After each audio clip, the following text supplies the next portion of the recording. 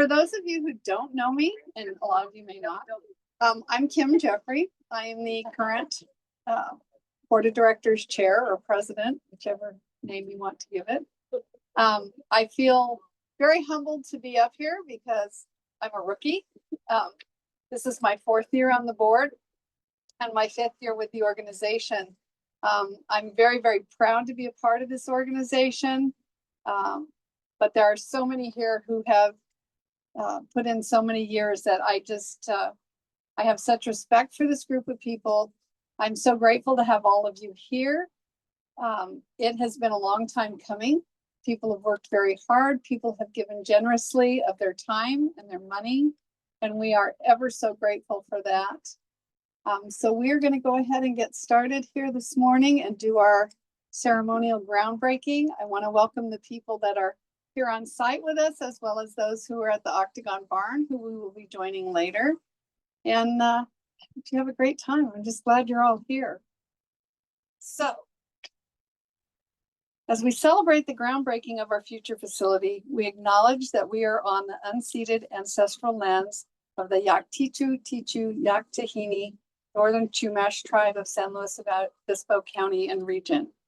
We honor the enduring presence, culture, and wisdom of the Northern Chumash people who lived in respectful relationship with this land for thousands of years.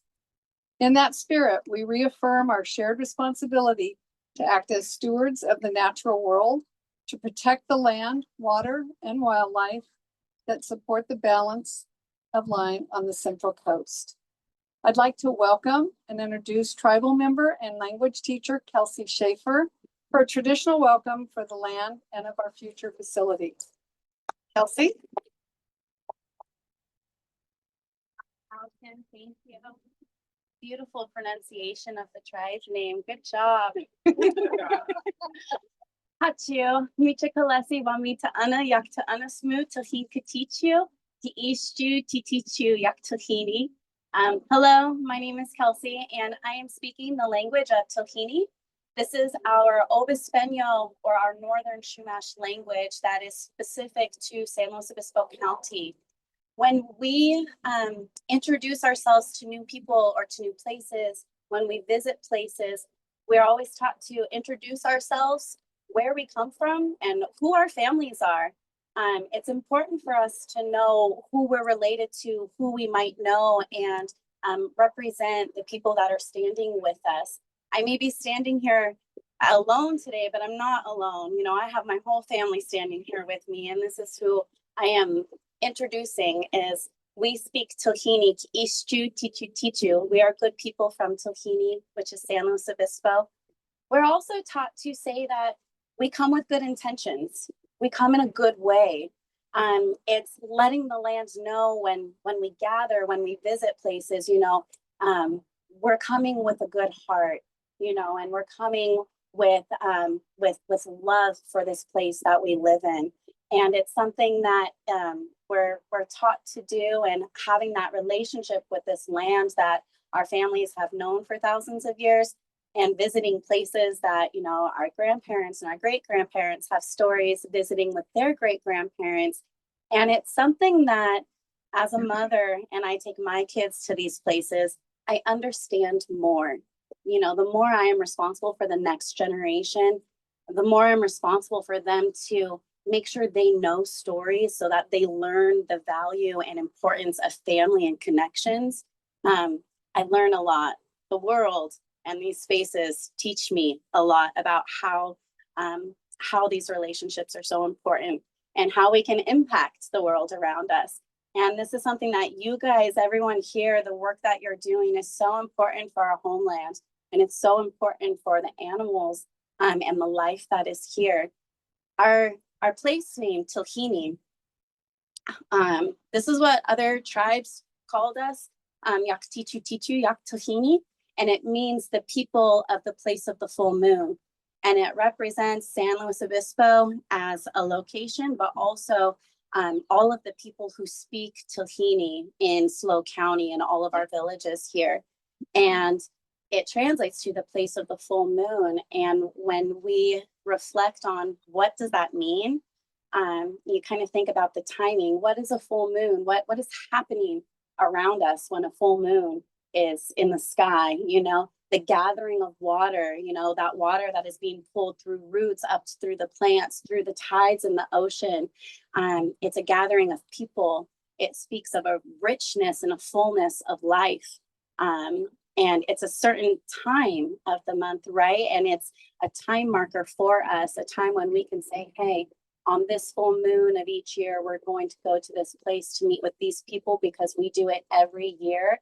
And we have this reminder, and the full moon keeps us in these relationships with each other and also the world around us. We believe the world around us are our relatives.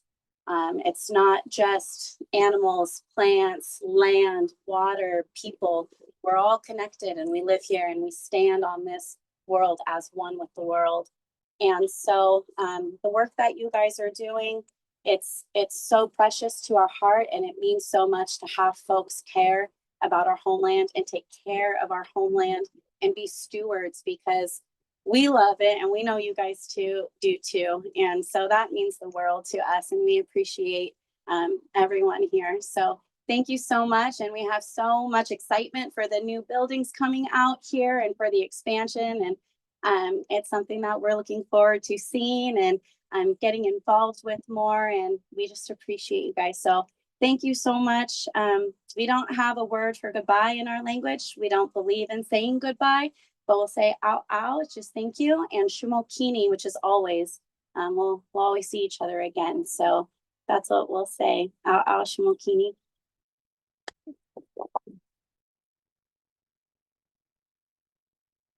Thank you so much, Kelsey. That was beautiful. And I appreciate you being here and being a part of this. We also were joined by several of our community leaders. There were several who couldn't be here. It's a big government day, but we're very fortunate to have a few with us. So if you just, I'm going to recognize a few people. If you just raise your hand and wave and hold applause till the end. I just want to recognize San Luis Obispo City Council member Emily Francis. District Director and Senior Policy Advisor from Senator John Laird's office, and PWC donor Kara Woodruff. Senior Field Representative from Assemblymember Don Addis's office, Jen Ford. And President and CEO of the San Luis Obispo Chamber of Commerce, Jim D'Antona. Thank you all so much for being here. As I said earlier, I'm kind of the rookie, and I am in awe of a lot of the people that have brought PWC to where it is today. So I would be very remiss not to acknowledge some of the people who are here, who have helped bring the organization to this point. Like I said, I'm here on my 5th year. Imagine being a part of this for 40 years, which it has been, and seeing this happen. So again, if you'll just raise your hand as I acknowledge you, I would like to acknowledge Kelly Bannon, who is a founding member of the organization. I'm not sure she ever thought it would come to this, but what a great thing for her to be able to see and be a part of. I'd like to recognize our executive director, Kristen Howland, who you'll hear from a little bit later. And Kelly Boland, our development coordinator, by her side there. We used to be a rehab tech. She's been a volunteer. Now we have as a staff member. Awesome, awesome. Our campaign chair, Kimberly Perez. Our new facility chair and current board member, Kathleen Dillon. Current board member, Chris Christakis. Craig. Oh, Chris. I got the last name right and I messed up the first. I was trying so hard to get Craig Christakis. Okay, sorry, Craig. I'll be hearing about that. And then over at the barn, I would like to recognize, if you'll raise your hand over there, we have our Center Director, Van Masvidal, should be over there. Veronica Trosper, who is our new seasonal rehab tech. Brooke Segal, who is our volunteer coordinator. And we have current board members Jermaine Washington, Marcel Bakula, Mark Monday, and Amaya Weddle. Thank you all for everything that you have done to get us where we are. Today's a monumental day for PWC. I think everybody knows that. Again, I express my gratitude for all of you being out here. Your kindness, your generosity, your time has all meant so much to this organization. The support that we've gotten from our officials here has been amazing, and we appreciate everything that everyone has done for us. So on behalf of the Pacific Wildlife Care Board of Directors, I'd like to thank all of you for everyone's part in this. I'd like to invite Kara Woodruff to come and say a few words. And as you recall, Kara is from Senator Laird's office. So I'd like to invite her up to say a few words.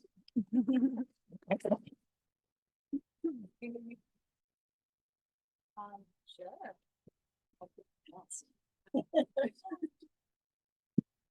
Good afternoon, everyone. Wow, what an incredibly beautiful day.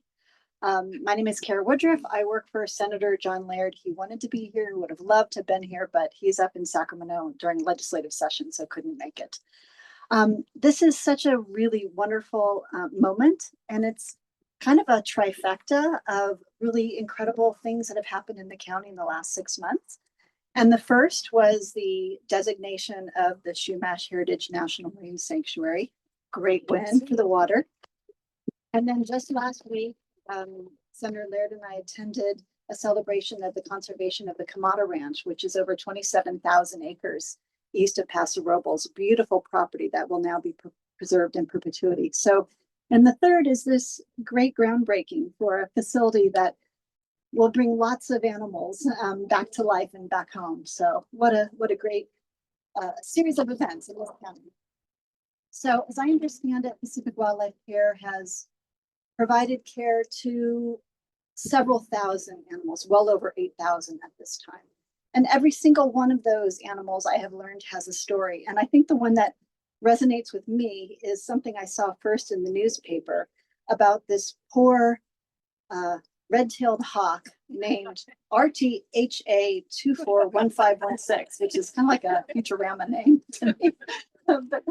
So this poor little chick ended up in an eagle's nest and probably was intended to be food for the other eaglets, managed to survive a little bit in that environment, and then fell to the ground. And fortunately, everybody was watching this event in the newspaper. And I told my partner at the time, this cannot end well unless Pacific Wildlife Care can get a hold of that chick. So it was so exciting to hear that after the poor animal fell, that neighbors rescued this bird and brought it to Pacific Wildlife Care, brought it back. Thank you, Pacific Wildlife Care veterinarians and volunteers, and then allowed it to meet up with other red-tailed hawks and fly and learn how to fly again. And then they discovered that the wings had some of them been broken, and so there had to be a second surgery that put these perfectly sized feathers back on the bird, and finally it was able to be released. What an incredible victory. So yay for that red-tailed hawk. But it kind of reminds me of what we're doing today.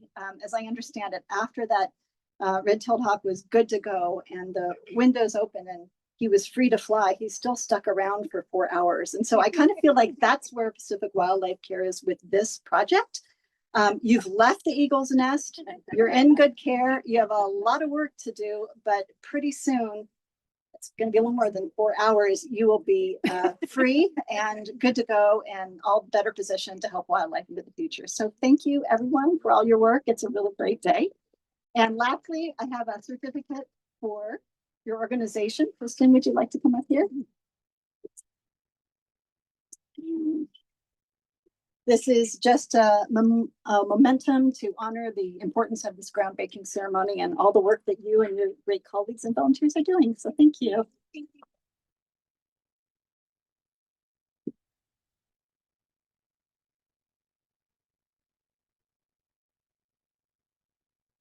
Thank you so much, Kara. And that the story she talks about was a great one. I will tell you that the little bit I was around that red-tailed hawk when he came in, he was quite a feisty bird. And that process that she talks about I have not seen done, but have heard and seen some of the inventory. And Dr. Shannon Riggs does just an amazing procedure called imping that she can take other feathers and graft them basically into the bird. She can talk much more to that, but it's just incredible the work that is done in the center. So thank you, Kara. I'd next like to invite up Emily Francis, who is a city council member with San Luis Obispo, for a few words. Thank you all. What an incredible honor to be invited here to talk today. Just so glad we can all be gathered in this beautiful meadow with a big blank slate in front of us. This is a huge milestone. So as she said, I'm Emily Francis. I'm a member of the San Luis Obispo City Council and proud supporter of Pacific Wildlife Care. And today, of course, we're not just turning soil, we are turning a new page in a very long story that began over 40 years ago. Since 1984, you guys have been the heart of wildlife rehabilitation and education here on the Central Coast. And as the only licensed and permitted wildlife rehabilitation center in SLO County, your impact cannot be overstated. Is it over 3,000 animals come through your care every year? That's incredible. And of course, that number unfortunately keeps climbing, but also means that you're even more important. Tiny baby birds and orphan mammals, and of course the red-tailed hawk we heard about here. You know, Pacific Wildlife Care has been there offering these second chances and safe landings. And of course, you're in the thick of baby season right now, which I'm sure is completely chaotic. I don't know how you guys do it, but I'm so glad that you're here. On a personal note, I'll never forget the time I found an injured rock dove in my backyard, and I called your hotline and immediately was met with calm, clear guidance, somebody to walk me through how to box up the little bird, bring it in for getting that pigeon in good hands. I'm so glad we have another pigeon back on the streets, healthy and doing all right. This organization isn't just about wildlife. It's about people. It's about making us, people like me in my backyard with this injured bird, feel connected to the wildlife around me and coming together to solve problems. And that's huge. My husband is an ornithologist, so he's a frequent flyer of your organization, and hopefully really coming together to bring those animals and birds back out into the wild there. Of course, behind the scenes is an extraordinary team of skilled, passionate staff. You got your skilled veterinarians, hardworking rehab techs, and an army of over 300 volunteers. That's just really impressive. We've got the folks answering the hotline to help people like me out, transporting injured animals, running the center, educating our community, our youth, and making sure that no creature is ever truly alone. So I just wanted to take a moment here today to appreciate the patience and perseverance that you guys have had to get to this day. This dream of new location has been 5 years in the making. That's 5 years of planning, designing, permitting. I know all of that is an incredible process. And so kudos to you for sticking with it, never giving up. To the leadership and volunteers and supporters of Pacific Wildlife Care, your dedication is what made today possible. So, of course, this new home isn't just about a bigger or better facility. It's about expanding that circle of care and compassion. It's about education, sustainability, and community. And it's about making sure that the wild creatures that share this beautiful region with us have a place and a team ready to help them thrive. Here's to Pacific Wildlife Care's next 40 years. May they be even more impactful, innovative, and inspiring than the last. And let's break some ground. Thank you so much.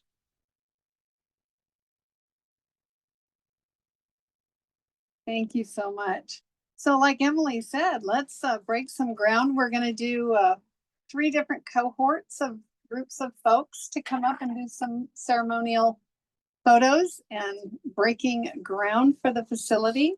So in the first cohort, we will have Kristen Howland, our executive director, Kimberly Perez, our campaign chair, Kim and Daryl Ridenauer, our incredibly generous donors, and for whom the facility will be named for,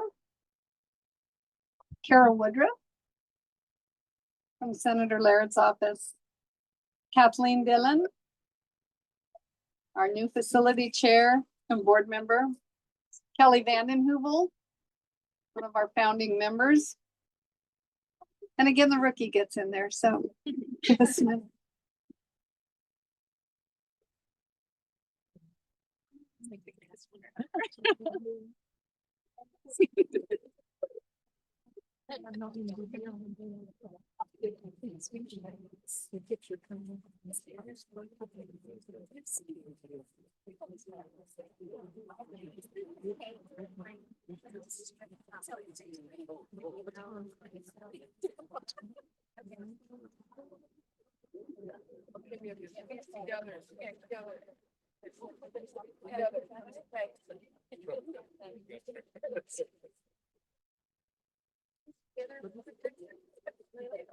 Are we ready? Soil in the ground. Okay, it's all in the ground. Ready? Ready, go.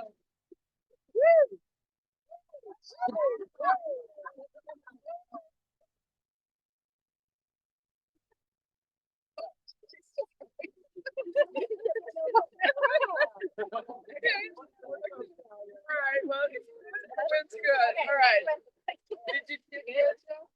You got something? Yeah.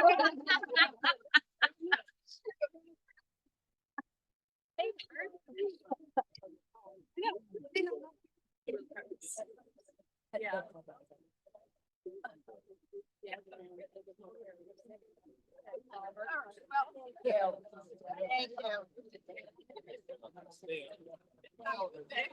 I'm all done. Get to move it over.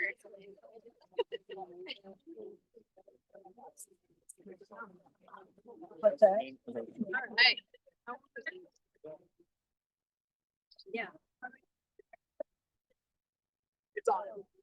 Okay, oh, there we go. Okay, now I'm gonna invite the second cohort up.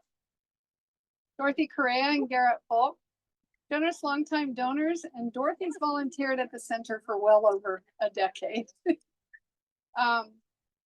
Margaret, or Meg Crockett, who's also a longtime PWC supporter. She's been a past president, and she's currently the chair of our Scrub Jay Legacy Society, which has done amazingly well during this campaign as well. Candy and Bert Forbes, distinguished community leaders and generous PWC donors. Craig Christakis, current board member, no longer my best friend, I guess, but still a board member. Jen Ford, from Assemblymember Don Addis's office, and Kristen Hallen.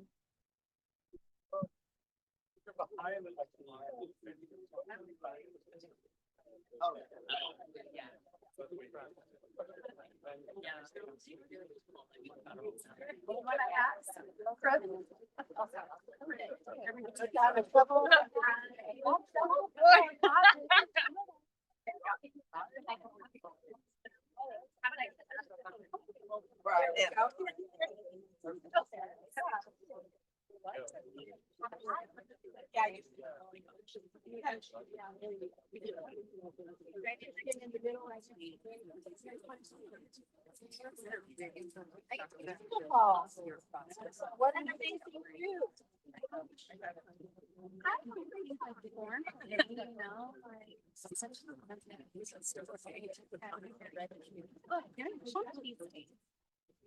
I would read it now.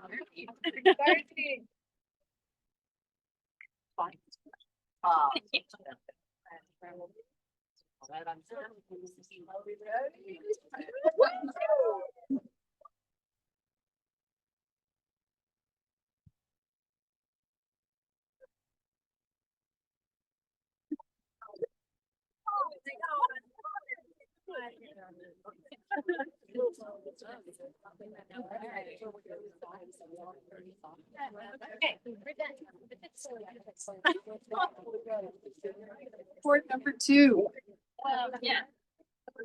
Right now, absolutely. Thank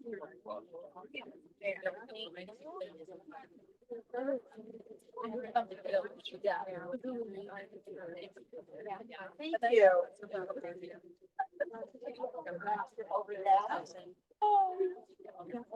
Okay, and for our third cohort, I'd like to call up the following people. Dr. Shannon Riggs, who is our full-time veterinarian at Pacific Wildlife Care and does incredible work. You'll be hearing from her shortly. Kristen Hallen, who's holding up 5 shovels. Emily Francis from the Slow City Council. Randy Knight, who's a campaign volunteer, a donor, and a past board member who I miss terribly. Jean Koontz, longtime PWC volunteer. A lot of history there. Where's Jean? Jean, come on. Come on, Jean. Yvonne Gresser, who is part of the campaign leadership team and a member and longtime advocate of PWC. Haas and Sue Frink. Haas has been a campaign volunteer. They've hosted events, donors, and Scrub J Legacy Society members. Take care. Will you snap a picture for the city? Thank you. And last but not least, Bob and Sharon Blakely, campaign donors. Bob's a past president of the board and numerous volunteer hours in many capacities. Where do I need to get?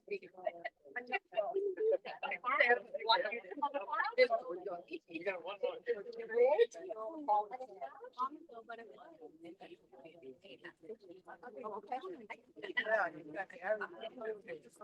So sorry, Greg. I'm so focused on getting the last thing right. I don't know why Chris came out. It happened. I didn't even notice I said it. That's right. Thank you.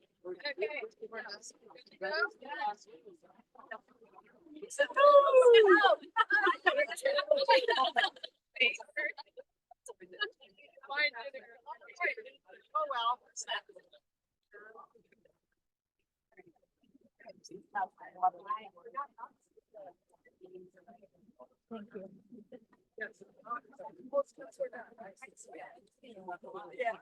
Well, it's official now. Our ground has been broken. How are you? I know.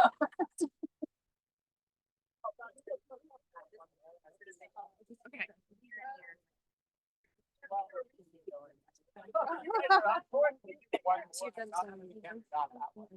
The last one? You can do one more, that same. Okay. Group 3, you thought you were done.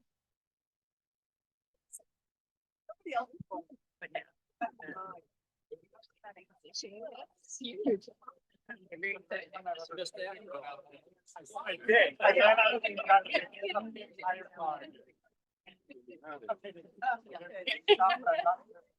It's bananas. I feel so sad. 720.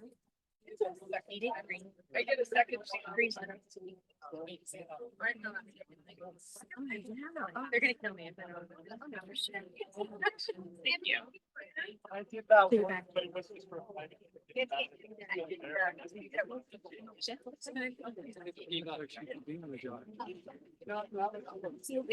I'm a little bit because I was actually enough to people's stuff. Big family. You want to be back and go there doing a real thing? Oh, me too. Yeah. Oh, no. I need to focus.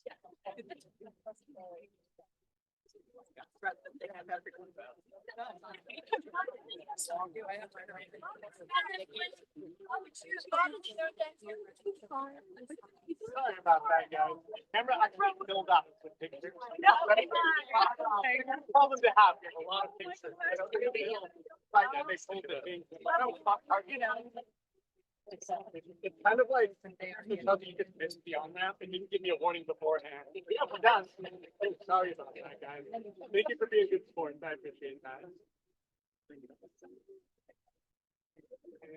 Okay,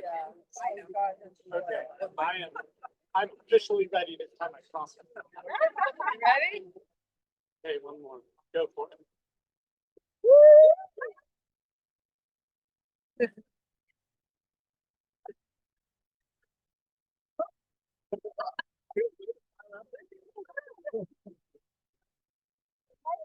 I got like 30 pictures of it. I know we're good. Thank you so much.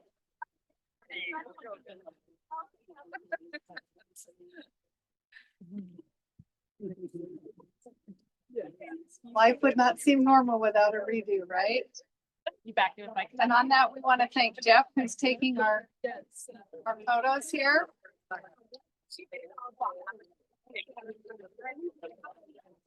All right.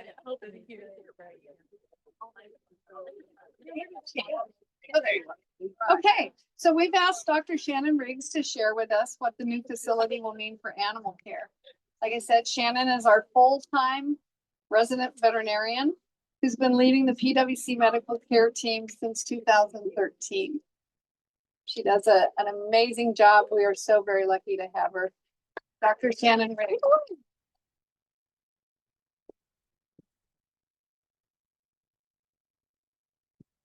Okay, I was afraid of this. So those of you that know me and know me from working at the center know that I always wear a bandana.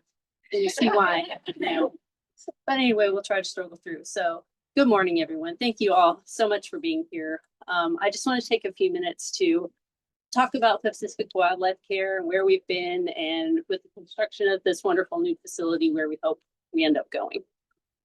Since 1984, Pacific Wildlife Care has treated more than 40,000 wild animal patients. Nearly all of those patients came to us because of injury, illness, or displacement, often caused by human activity. We've cared for fledgling songbirds caught by cats, owls caught in barbed wire fencing, brown pelicans entangled in fishing line, and young raccoons orphaned when their mother was trapped, and the list just goes on and on. And we've done all this from a facility that is, to put it mildly and to put it nicely, as any of you can attest, has reached its limit. Someone called it poopy today, actually, which I have something to agree with that. Poopy facility, literally and figuratively. Our current home in Morro Bay has served us well for 40 years, but we'd outgrown it. And my first year at Pacific Wildlife Care, which was 2013, the facility took in just more than 2,000 patients.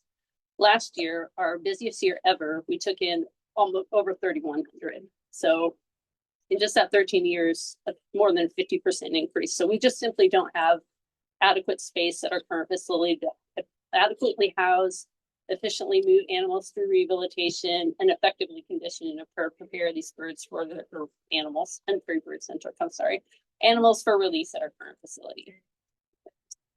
So that's why our new facility is necessary for us to continue to provide our mission to best care for all wildlife patients in our county.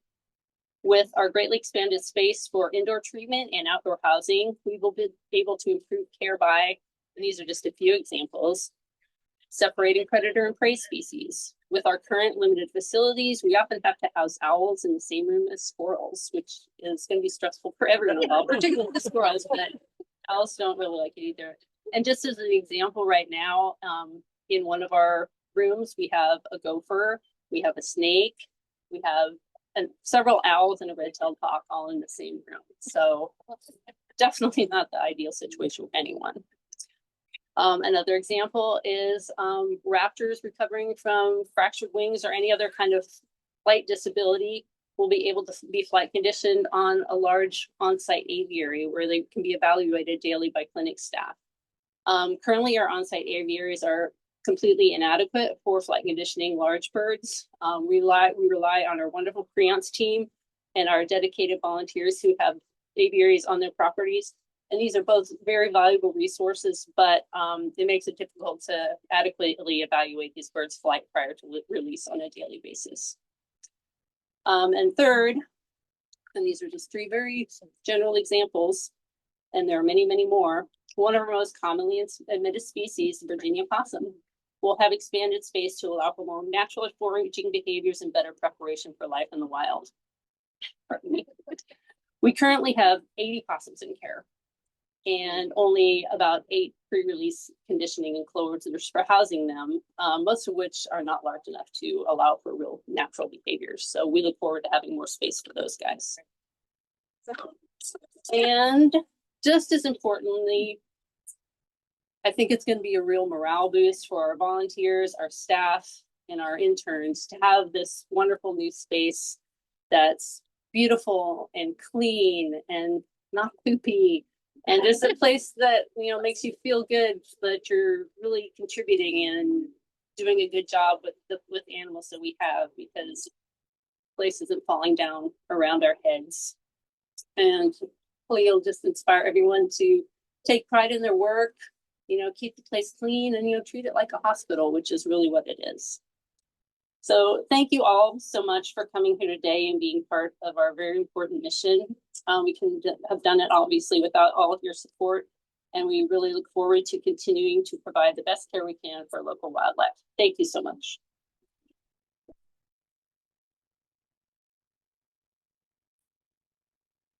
Thank you, Shannon, for being here. I know it's very busy at her domain, so. We're gonna go ahead right now. We're gonna hear from Kristen back over at the barn. So if we could right now, I'm gonna thank you all for being here. Lead you over to the buses to get back on. We'll head over to the barn to hear some words from Kristen and have some lunch. So thank you so much.